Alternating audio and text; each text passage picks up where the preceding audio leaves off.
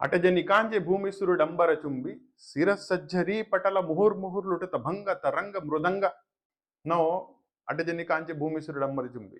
ఇది ఆంధ్ర కవితా పితామహుడైన అల్లసాని పెద్దన గారు రచించిన మనుచరిత్ర నుంచి గ్రహింపబడిన పద్యం ఇది. దేశ భాషలందు తెలుగు లెస్స అన్నారు. ఎందుకు? ఇంత ఇంపుగా ఉంటుంది కాబట్టి. మన ఛానల్ కాసిం సార్ అకాడమీ గురించి ఆల్రెడీ మీకు తెలుసు. దీంట్లో మ్యాథ్స్, సైన్స్లో వచ్చేటప్పటికల్లా ఫిజిక్స్ అండ్ కెమిస్ట్రీ అండ్ దీంతో పాటు basic electronic classes 10th class, intermediate and BTech వాళ్ళకి అవైలబుల్ ఉన్నాయని మనకందరికీ తెలుసు.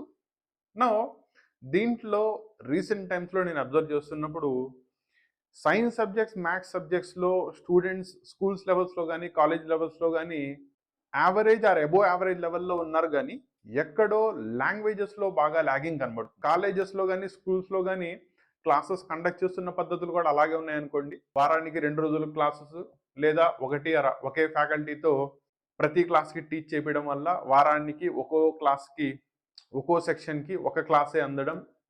ఇలా ఈ మెయిన్ రీజన్ వల్ల వాళ్ళకి సఫిషియెంట్లీ లాంగ్వేజెస్ అనేవి ప్రాపర్లీ అందట్లేదు అని అబ్జర్వ్ చేసి, లాంగ్వేజ్ అనేవి కనెక్షన్ బ్యారియర్స్. మీరు రేపొద్దున కమ్యూనికేషన్ స్కిల్స్ పెంచుకోవాలి అనుకుంటే లాంగ్వేజ్ మీద పట్టు ఉండడం కంపల్సరీ.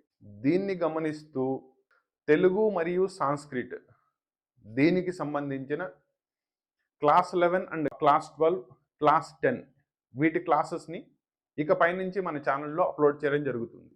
తెలుగు, సాంస్క్రిట్ వచ్చేటప్పటికి వీటిల్లో మెయిన్ సబ్జెక్ట్ యొక్క మెయిన్ పాఠాలు ఏవైతే ఉన్నాయో వాటిని ఎక్స్ప్లెయిన్ చేస్తూనే సైమల్టేనియస్లీ వీటిల్లో ఉండే వ్యాకరణం, దట్ ఈస్ గ్రామర్ని కూడా ఎక్స్ప్లెయిన్ చేయడం జరుగుతుంది.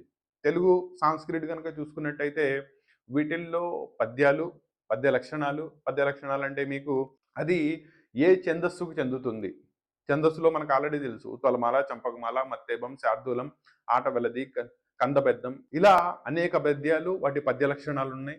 దాంతోపాటు అలంకారాలు, ఉపమాలంకారము, ఉత్ప్రేక్ష అలంకారము, అత్యానుప్రాస అలంకారము, ఇలా ఆ పద్యంలో ఉన్న అలంకారాలు ఏంటి, యతిస్థానాలు ఏంటి, దీంతో పాటు మీరు పదం టు పదం కనుక చూసుకున్నట్టయితే దాంట్లో ఉండే సంధి ఏంటి, సంధి విచ్ఛేదనం ఎలా చేశారు అండ్ ఆ సంధి సూత్రాన్ని ఎలా ఫామ్ చేశారు, ఈ పదంలో ఆ సంధి ఉంది అని ఎలా చెప్తారు, దీంతో పాటు సంక్లిష్ట వాక్యాలు ఏంటి, సంక్షిప్త వాక్యాలు ఏంటి, ఇలా ప్రతి తెలుగు గ్రామర్ని కూడా కవర్ చేసుకుంటూ నెక్స్ట్ క్లాసెస్ అప్లోడ్ చేయడం జరుగుతుంది.